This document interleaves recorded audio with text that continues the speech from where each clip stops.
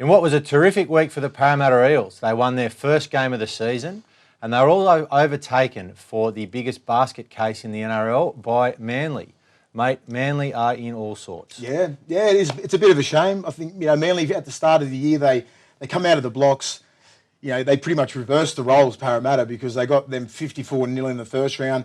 Then this second one here, I think it was like 44-20. So, yeah, Manly's in a bit of a hole right now. I think everybody really hates Manly or they love Manly, and to see Manly go down this path where they're going now, I think a lot of supporters and a lot of players don't really feel sorry for him. But a player who's actually played at the club and know a few of the players that are there at the moment, I do feel sorry for them because they are good. They are a good bunch of blokes, and I just don't think what they're really copping is warranted. Realistically, this year so far, they've had the salary cap drama, which was a bad look.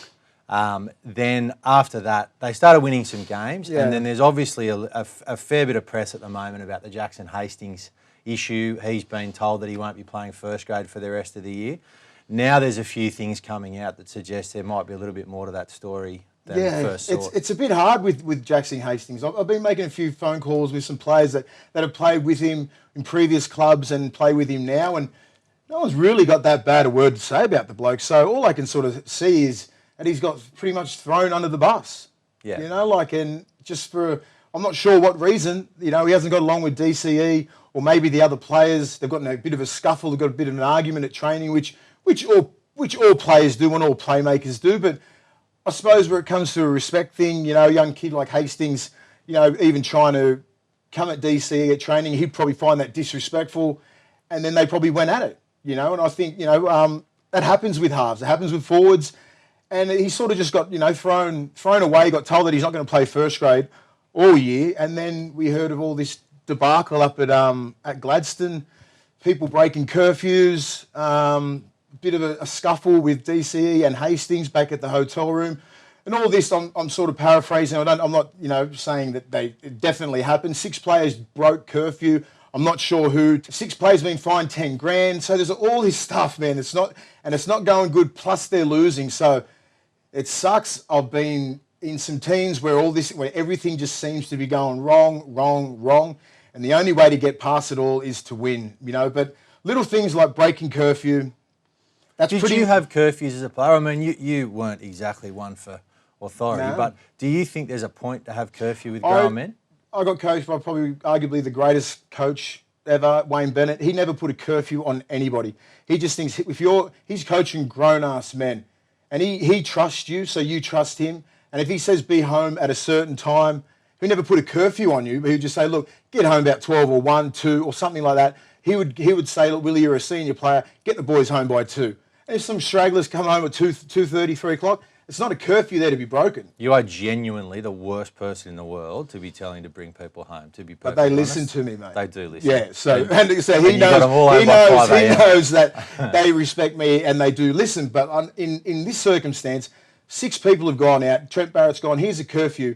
And that's just the biggest fuck you to a coach I've seen and that I've ever seen. And I've seen it done back at some clubs that I was at before, when we were younger and nobody could tell us really what to do. It was like, oh, you get home at 10. No, we're going to get home at 12 or 1 or 2.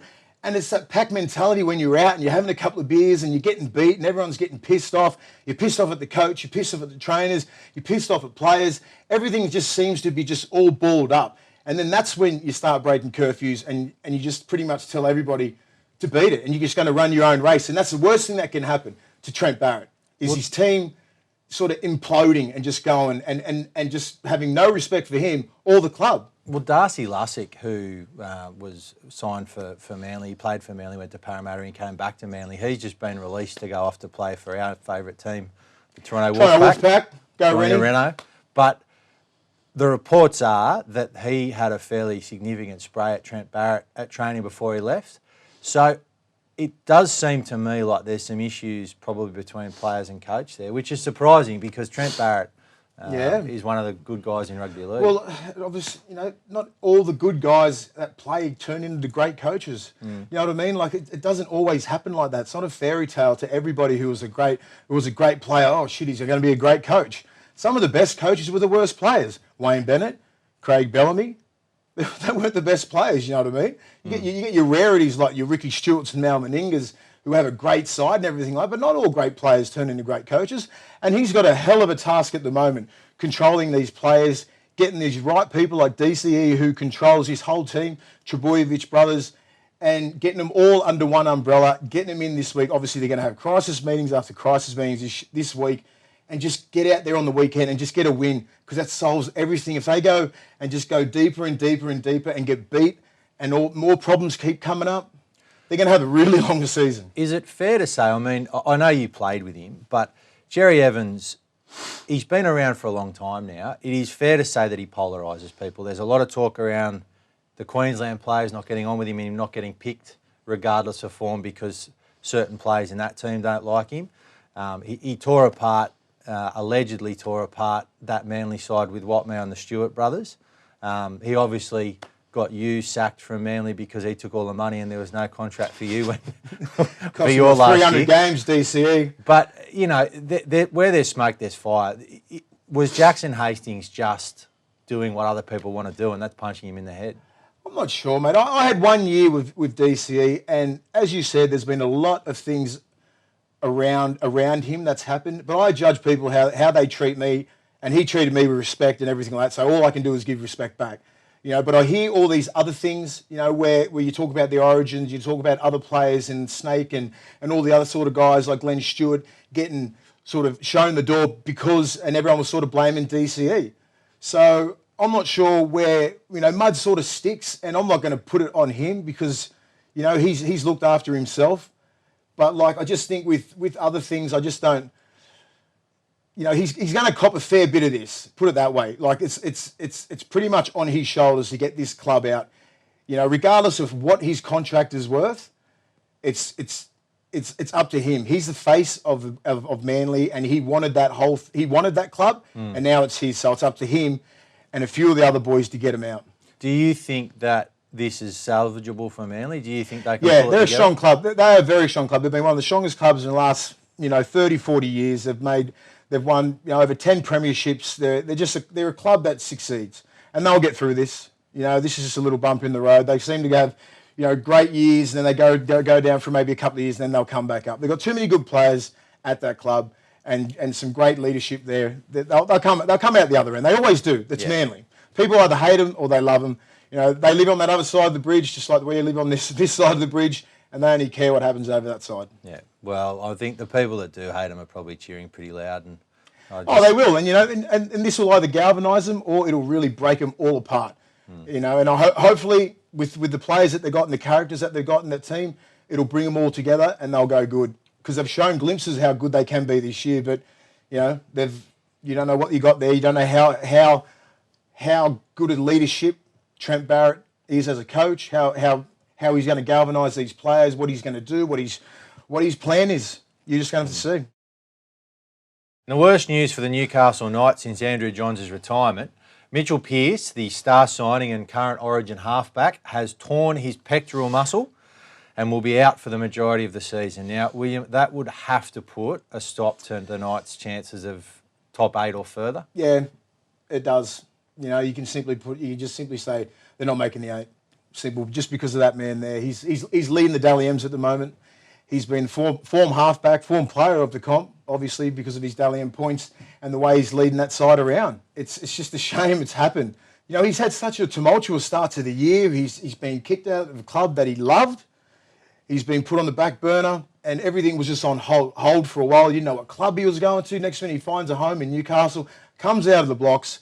Newcastle's back on fire. When Newcastle's going good, the NRL's going good, and he just come out. I was so happy for him. He was doing all the right things as a human, being a better person and a great player, and then this happens. I just feel so sorry for him. I was speaking to him today just before he went into his operation. So, you know, I wish him all the best with his recovery. But I just don't think, you know, missing 10 weeks minimum. Yeah. And Piercy heals pretty quick. It's still 10 weeks. That's 10 weeks during Origin and stuff where you need to at least win 6 to 8 games. I don't see him winning 5. It's just a real shame because, I mean, this was the redemption story of the year. The way he's come together, the way he's made that Knights team gel. I mean, it's not just him. They bought well, but I mean, for the Knights to be punching the 8 this year, and for him to be, as you say, in charge of Dally M, it's a real shame that he's had that injury. Oh, it's awful. I mean, like, I think everybody who follows rugby league, who goes to New South Wales or Queensland, you would have had to feel for Pearcey for what he's been through. You know, like, he probably would have won the Dally M this year. What a story, you know. Like, and we said at the start when we were going, you know, maybe this is what he needed. Maybe a fresh start where he could be the absolute leader of a club, and he was doing everything. And then, you know, just one little simple mishap, and then, you know, you do your peck. It's interesting though as well. I mean, both this week. So Mitchell Pearce was injured, obviously, and Andrew McCulloch, the Broncos hooker, has been injured as well in a pretty key position where they don't have backup. I mean, they're playing Josh Maguire, who's a second rower or back rower in at hooker. There's a lot of injuries in key positions this year. What do you put that down to? Oh, I think that it's just the evolution of rugby league and the evolution of rugby league players in general. You can go back to the 80s, 90s, the noughties, and even now. Just the players have just gone from, like, just say Norm Provan. He was the biggest man in the 60s. He was 6'4" and 90 kilos. Like, that would not even be a back rower now. You know, and he was a front rower. Like, and then you go into the, you know, just say the 90s where Mark Carroll and Paul Harrigan, 108, 110 kilos, 6'4", 5. Then you look now, I mean, like, you know, your Sonny Bills and myself, 6'5", 120 kilos. Mark O'Mealy, 6'4", 6'3", 115 kilos. Into the Reed and Campbell Gillards and James Tarmows and all these sort of blokes. It's just big humans running around this football scene, getting trained at an optimum level, you know, where it is professional as it possibly can be. And this is why the injuries are coming out. Look at Taumaloa. He's 120 kilos, footwork like a centre, and as fast as a back over 40 metres. You cannot deal with that. And to try and tackle someone like that, you know, you're putting your body, and these guys aren't big like Pearcey and McCulloch and all them sort of blokes, JT, even Cameron Smith. That's why you've got to give so much respect to these little guys there. Blokes are charging at them. And that was my job as a bigger bloke, to charge at the smaller guys all the time, to try and hurt them, not to try and purposely hurt them, but to try and take them out of the game. Tired. You know, and these guys put their bodies on the line day in, day out. The game has never been, the HIA has never been higher. There's head collisions going off about 3 or 4 times a game.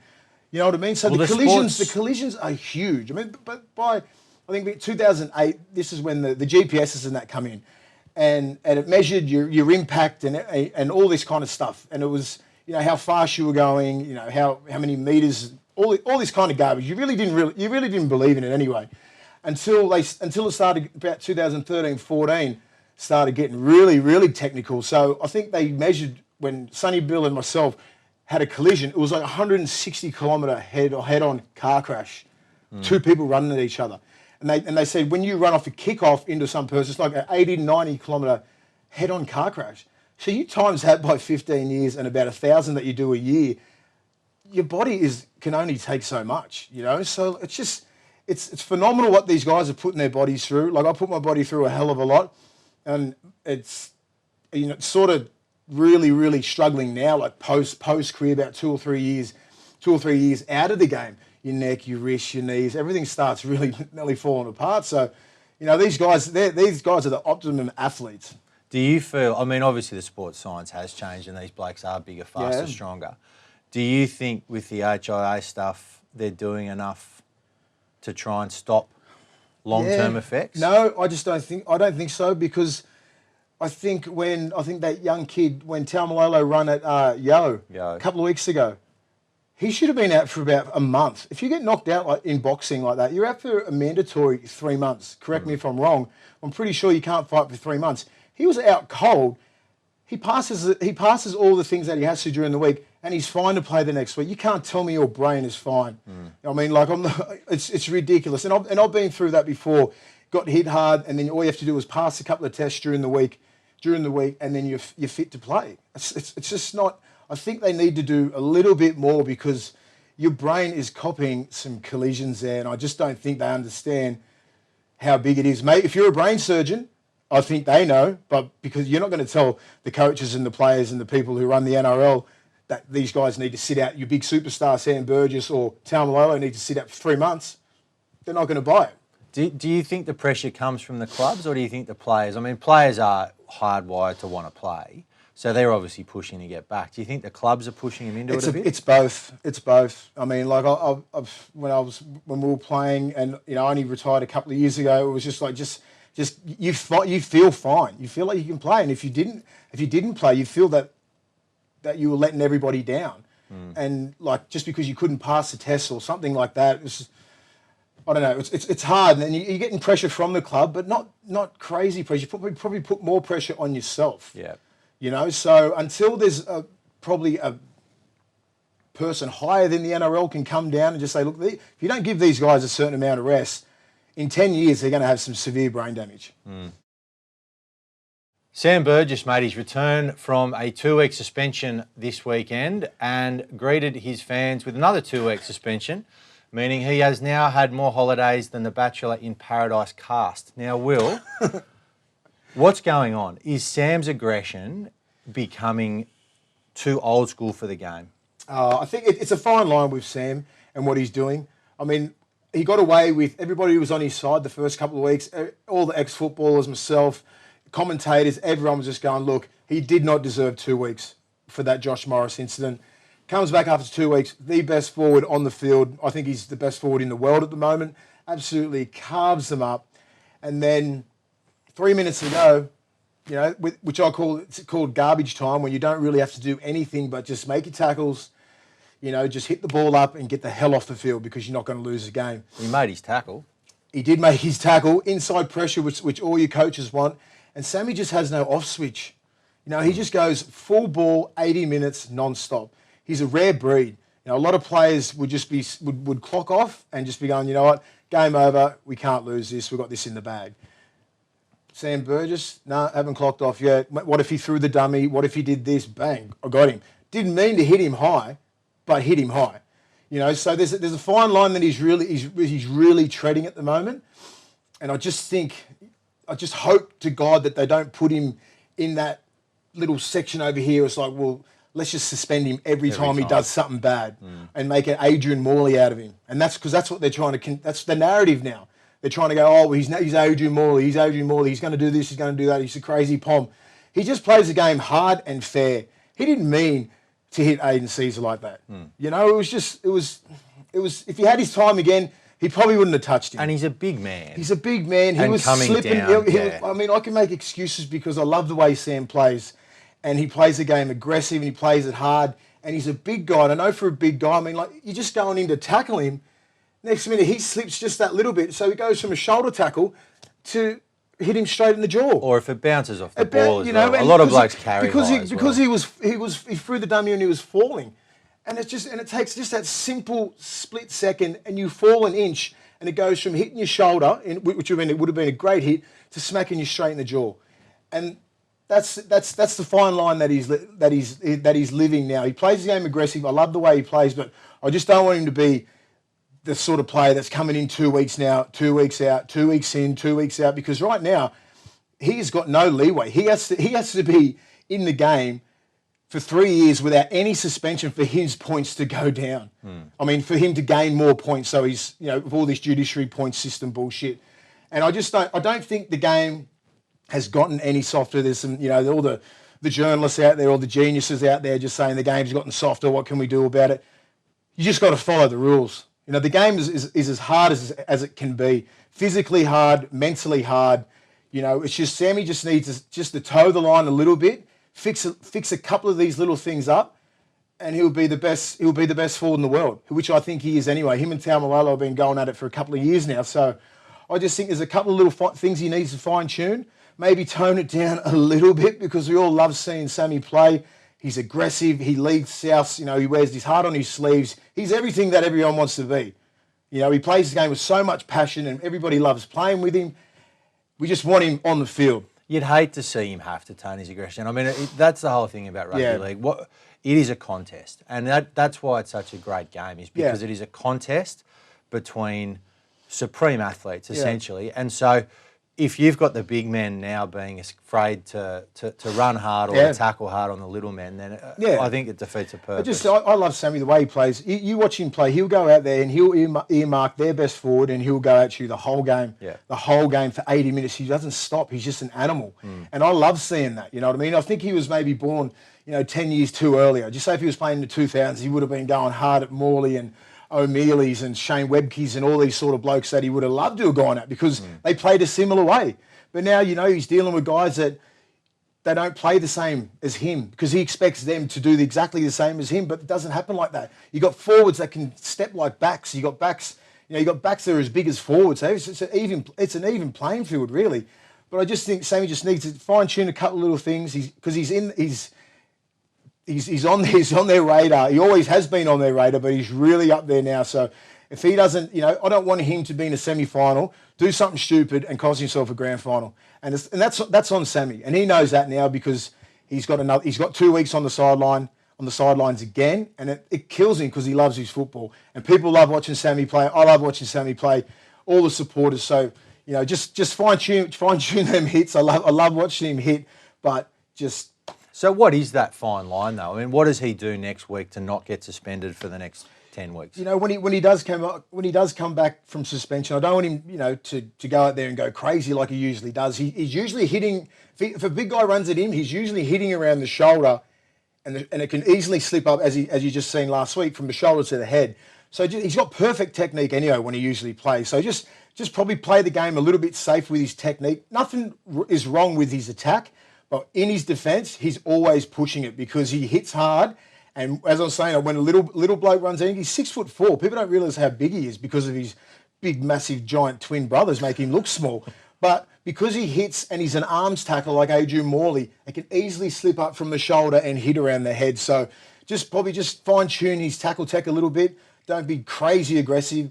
But still be aggressive. I still want to see the same Sam Burgess, but he is treading that fine line. Everybody knows that, and the refs talk to him all the time because he just wears his heart on his sleeves and he just wants to hit blokes as hard as he can. And you don't want to see days where we go back to. I mean, when I was growing up, everyone used to love watching Stinks in State of Origin, and that was always part of it. But at the end of the day, in the society we live in, that's not acceptable now. No, and so, it's not. Let's hope that they don't tone it down to a point where people just we need that aggression because people love rugby league because of that aggression. It's different than union, it's different than AFL. We're a different breed, and that's what people love it.